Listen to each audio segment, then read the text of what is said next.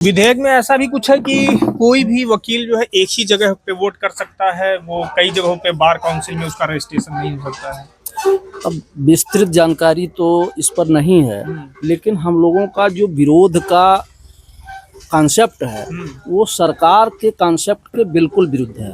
सरकार हमको एकदम पंगु बना देना चाहती है और अपना जैसे झाड़ू से आदमी साफ करता है कचरा, तो झाड़ू उस आदमी के उसमें होता है, तो हम लोगों को कचरा साफ करने का एक औजार बना करके जो है पेश करना चाह रही है समाज में।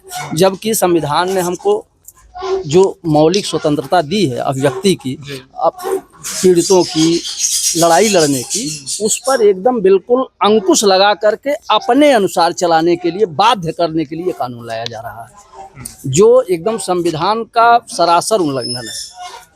हमें ये प्रोटेक्शन एक्ट आज से नहीं है, ये संविधान द्वारा प्रदत्त अधिकार है वकीलों को, और इस कानून में, इस दायरे में रहकर वकीलों ने कोई ऐसा काम नहीं किया है, और जो किया होगा उसके लिए भी दंड की व्यवस्था है। वो लोग उससे दंडित हुए होंगे। इसमें संशोधन की मेरी समझ से कहीं कोई आवश्यकता नहीं थी। जैसे अभी जैसे व्यवस्था था, चल रही हाँ, थी, वो पर्याप्त था। अच्छा। इनको संशोधन अपने लोगों में करना था। अच्छा, ये बिल लाने से पहले किसी प्रतिनिधि से वार्ता कोई हुई थी क्या? वकील अधिवक्ताओं से कोई वार्ता हुई नहीं, थी? हम लोगों की जानकारी में ऐसा कुछ नहीं है। अच्छा, कोई वार्ता ये इस एक्ट के बारे में कोई जानकारी नहीं है।